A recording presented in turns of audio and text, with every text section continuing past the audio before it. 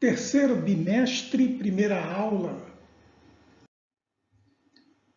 Como determinados animais produzem eletricidade? Em diferentes épocas, o ser humano identifica e estuda animais que possuem a incrível capacidade de produzir correntes elétricas capazes de gerar sensações desconfortáveis, como mal-estar, contrações musculares e desmaios.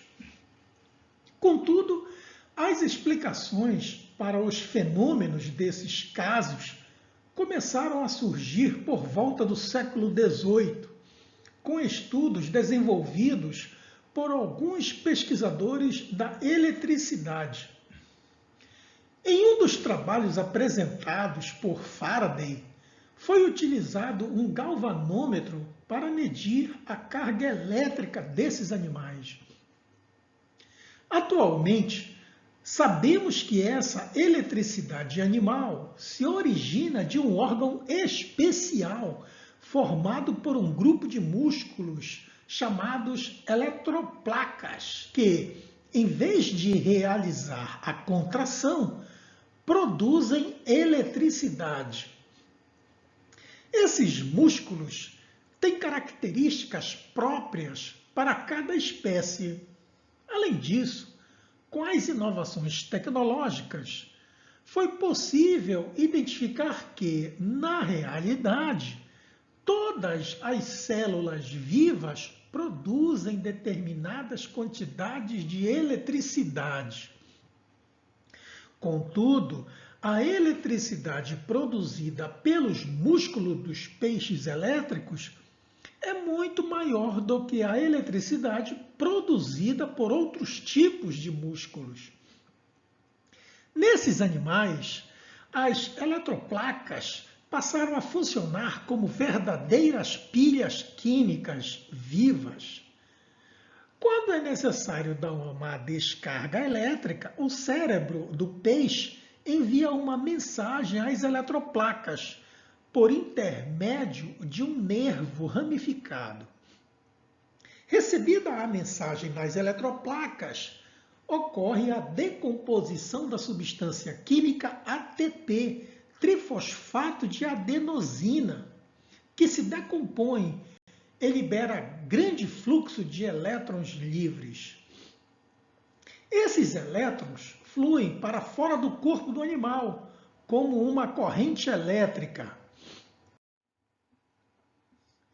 No caso do poraquê, 4/5 do seu corpo alongado, entre 1 metro e 2,5 metros de comprimento, é formado pela cauda, onde estão localizadas as eletroplacas, que são órgãos longos e formados por milhares de células. Fica na extremidade da cauda e o terminal negativo na cabeça do animal. Quando falamos de peixes elétricos, geralmente nos lembramos da enguia elétrica, provavelmente porque essa espécie habita várias espécies de peixes elétricos que existem. Além dele, também são lembrados peixe elefantinose, raia elétrica e o peixe-gato elétrico. As outras espécies produzem descargas elétricas de menor intensidade. Talvez por isso raramente sejam citadas. Esse processo pode ser observado mais facilmente na água, pois ela contém sais minerais, sendo um meio que favorece a condução de eletricidade. Portanto, é compreensível que os animais elétricos vivam em ambientes aquáticos. Já o ar atmosférico é mau condutor, por isso, o poraquê fora d'água não terá a mesma facilidade para provocar choques.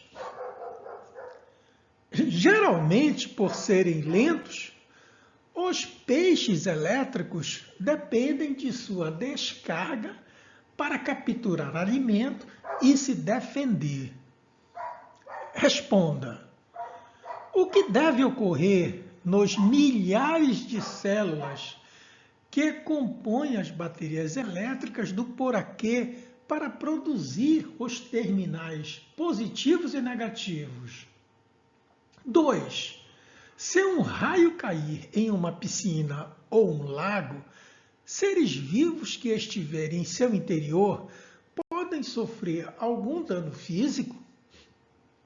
Terceiro, pesquise e discuta com seus colegas sobre o assunto abordado pelo texto, fenômenos elétricos em seres vivos, e elabore um pequeno texto e um esquema ilustrando que explique a produção do movimento de cargas elétricas em outro animal, organismo ou célula.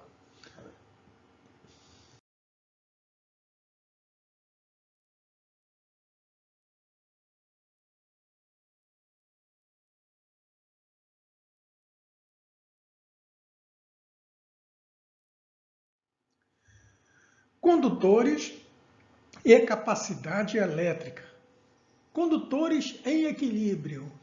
Nesta seção, vamos considerar as propriedades dos corpos condutores e estudar o comportamento do campo elétrico e do potencial elétrico nele existente. O corpo condutor possui elétrons livres, elétrons das camadas mais afastadas do núcleo de seus átomos, que circulam com mais facilidade. Dizemos que um condutor eletrizado se encontra em equilíbrio eletrostático quando não há fluxo, movimento orientado, de cargas em seu interior ou em sua superfície. Isso significa dizer que as cargas transferidas em um processo de eletrização se distribuem rapidamente, cerca de 10 elevado a menos 16 segundos em um condutor, de tal forma que, na configuração final, elas ficam o mais longe possível uma das outras. Essa distância máxima possível é explicada pela repulsão mútua de todas as cargas. Quando cessa o movimento ordenado das cargas, naturalmente existirá ainda o movimento desordenado ou de vibração em torno do ponto de equilíbrio. O condutor está em equilíbrio. Nesse caso, as cargas se distribuem somente na superfície externa do condutor, tendo em vista o maior afastamento possível entre elas. Representação de um condutor eletrizado com carga negativa em equilíbrio eletrostático. O movimento das cargas é desordenado e o excesso de cargas é distribuído ao longo da superfície. Pare e pense. Esse é o gerador de Van de Graaff. A pessoa, ao colocar as mãos na esfera, é eletrizada e seus cabelos começam a ficar arrepiados. Um gerador de Van de Graaff, composto em sua parte superior de uma esfera feita de material condutor, pode ser eletrizado com alguns milhares de volts. Se uma pessoa colocar as mãos nessa esfera, à medida que ela é eletrizada, percebemos que seus cabelos começam a ficar arrepiados. Por que a pessoa não toma um choque? Campo elétrico. O campo elétrico no interior de um condutor em equilíbrio eletrostático é nulo.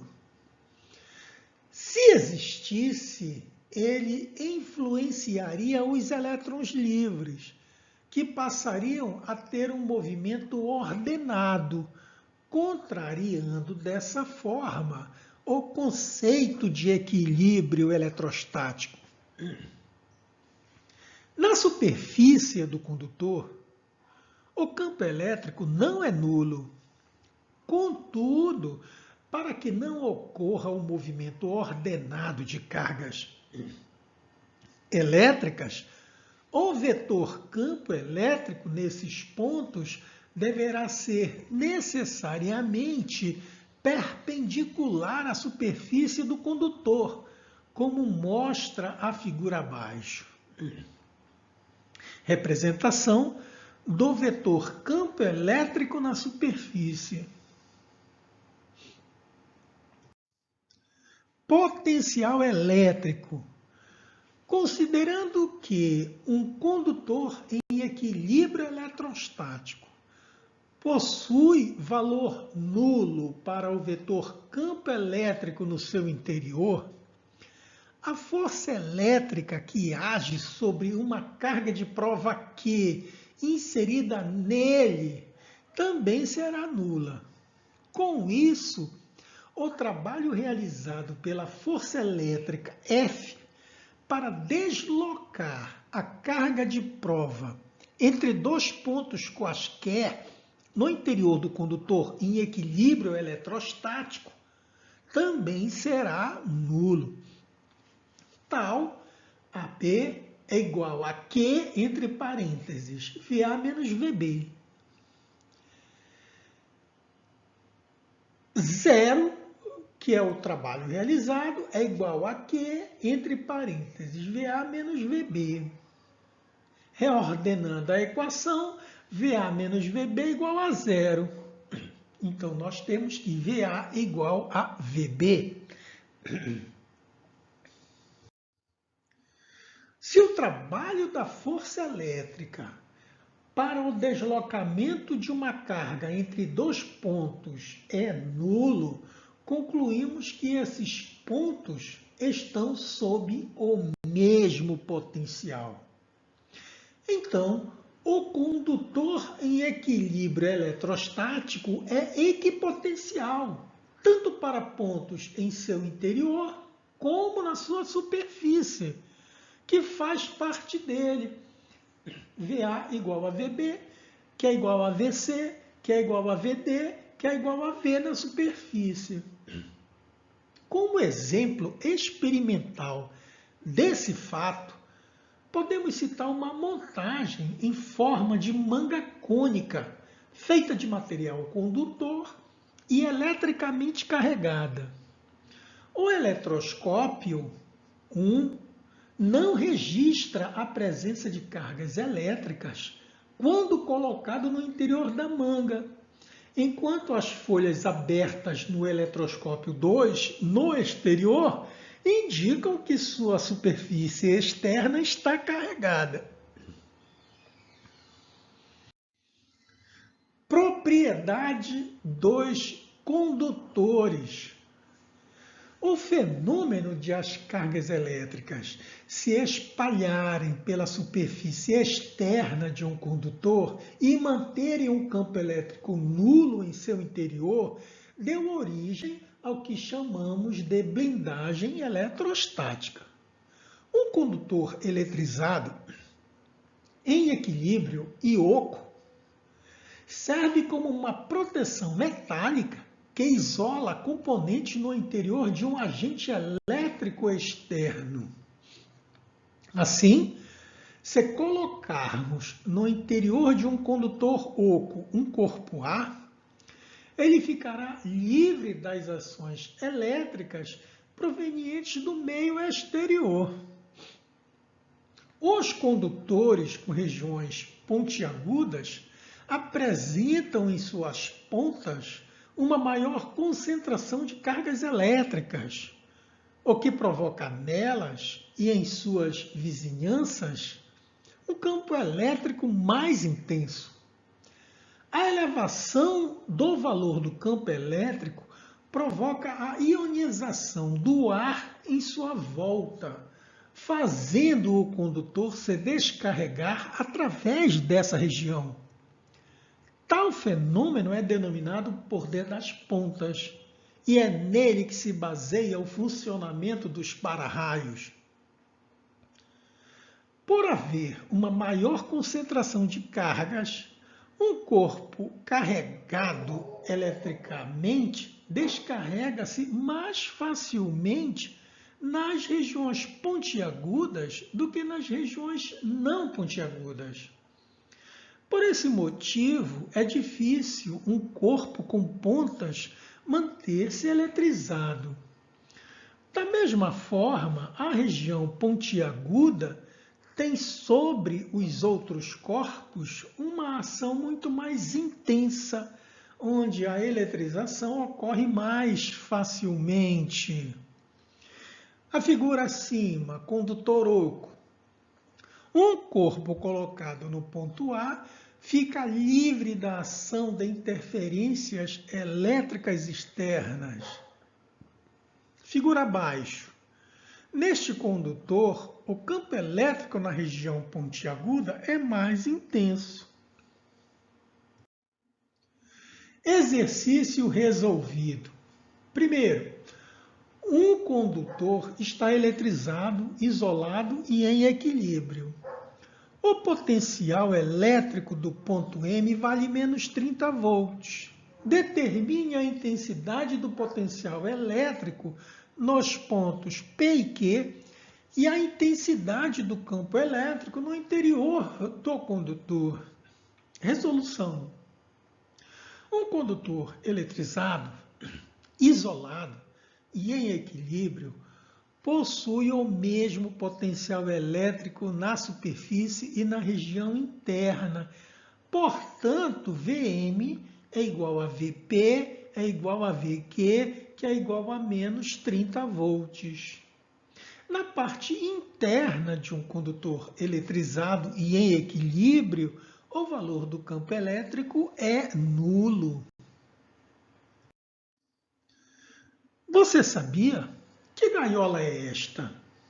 Até hoje, a ideia do funcionamento da gaiola de Faraday é fundamental para o desenvolvimento de tecnologias voltadas, por exemplo, para isolar industrialmente geradores eletrostáticos e transformadores.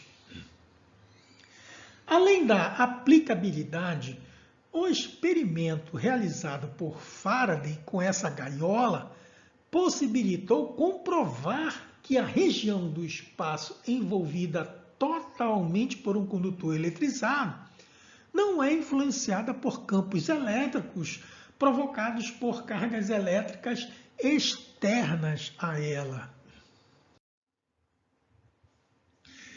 Esse experimento, realizado em 1836, constava de uma caixa construída com telas metálicas condutoras.